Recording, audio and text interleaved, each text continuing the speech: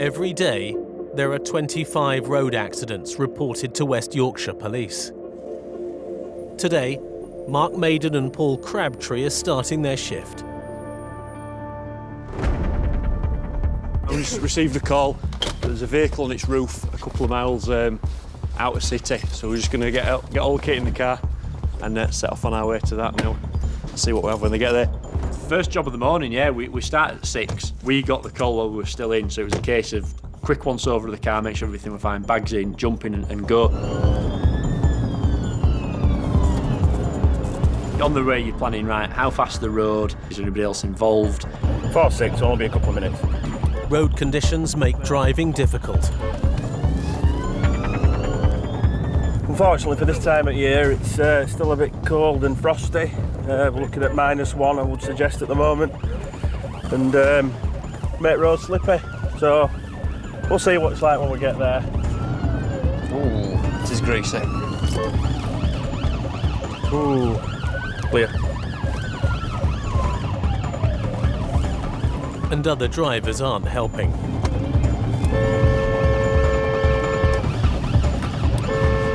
How much notice do you want? We've got flashing headlamps, blue lights on top, blue lights in grill, and a big siren. Oi! It's frustrating when people don't move for you. The reason being, we don't put lights on for a laugh, we get into something that needs us to be there. The accident involves a young female driver. We'll see what we've got. Morning, all right? I'll have a word with her. How is she? She was sat up. Doing how is she, Simon? When we got here. So we turn up, it's all happened.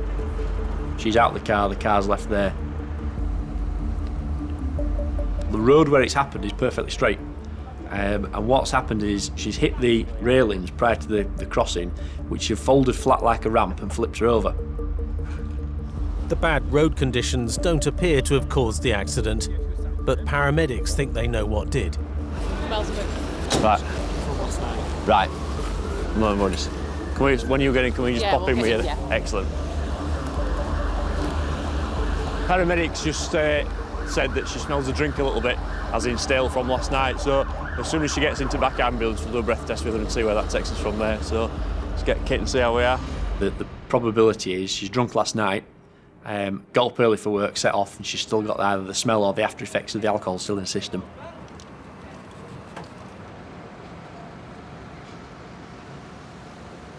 Taking some photographs of the vehicle in the scene, just to assist us with those inquiries. There's also a possibility of some CCTV outside the Premier. Is your CCTV working? Is it? Can we come and have a quick look? Is there one that shows coming down for us? That's it, just coming down, yeah. I haven't got one going other way now. Right, it's just that angle there? Just that angle. That's fine. Lovely. There are no witnesses, and the shop's CCTV has only caught the car after it flipped onto its roof.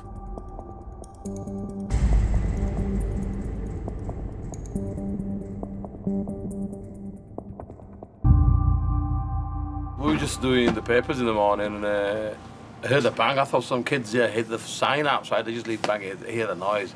Then I see stuff rolling around on the... Then I see the coat arm. I thought... Then I was scared. Straight on the telephone, really, rang the ambulance. 999 straight away. Scary. I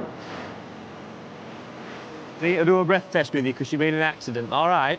All you need to do is just a nice gentle blow with this, all right?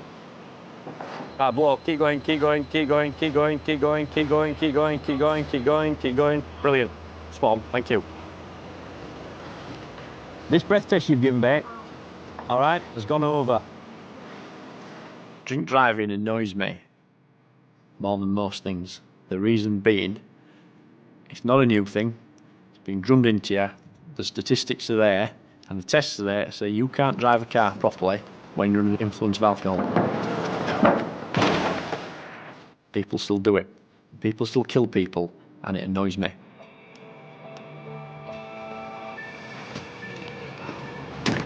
Breath testing back at ambulance, and she's blown 39.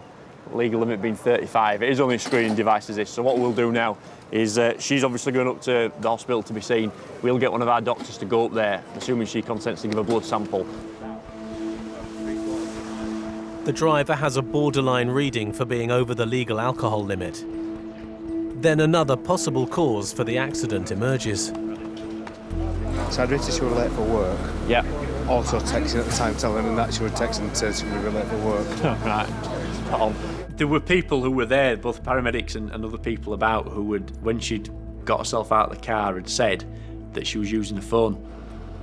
Those witnesses were quite handy, and they were quite keen to tell us what had happened as well, and that's useful because we can build a bigger picture then. That's just come out of the car, which she's been on at the time. So what we'll do is we'll hang on to this. Drivers using handheld phones are linked to more than 500 casualties in Britain each year. Little loop, right? She's had some Jägermeister last night, late on. She says, oh, I'm all right, it's not because I've been drinking that it's happened.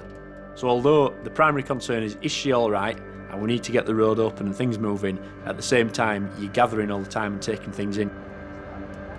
She may face 2 possible offences: drink driving and using a handheld phone. If guilty, she could get a fine, penalty points, or even a court appearance and a driving ban. The next stage is clear this, speak to her at the hospital and take it from when we get up there. As it's now an hour since the accident, the chance of the driver being over the alcohol limit is unlikely. We've just arrived at Bradford Royal Infirmary now, where the ambulance has brought the driver to. She's voluntarily provided another screening test, which we can do for hospital procedures. That's come back now, where she's blown 24 micrograms, the legal limit being 35, so she's dropped from 39 to 24, so that's going down very quickly. So we're happy now that she's not going to provide over. So we're not going to do the blood procedure here to take a sample off her, because I don't think it'll be over.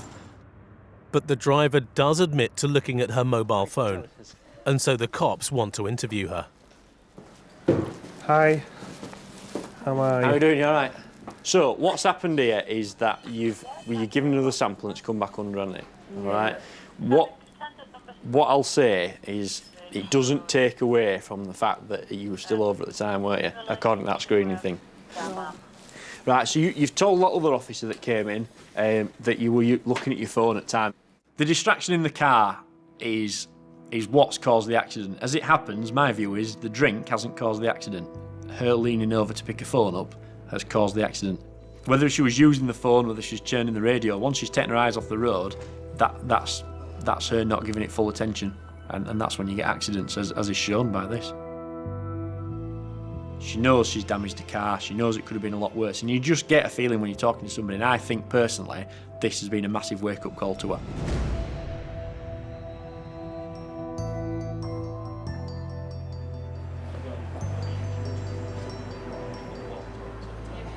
For the cops, it's decision time. Does she deserve prosecuting? You could say yes, you could say no. My view is to put her for a driving improvement scheme, which will look to address her driving skill to prevent it happening again. From what she says, she's no points, no previous, only her involved, minor injury, driver improvement scheme. I would suggest. Is that what you reckon? Yep. She's not on the phone. She has it, and she's been in tears around there. Because I did the what if. But she's not on the phone. She looks at it. If she'd have been on it, it's different, isn't it? I think it's made her think I need to be a little bit more careful. So it's the choice, education or enforcement. In this case, education, I think, was the best way to go. In the last 10 years, more than 1 million drivers have been convicted of using a handheld mobile phone behind the wheel.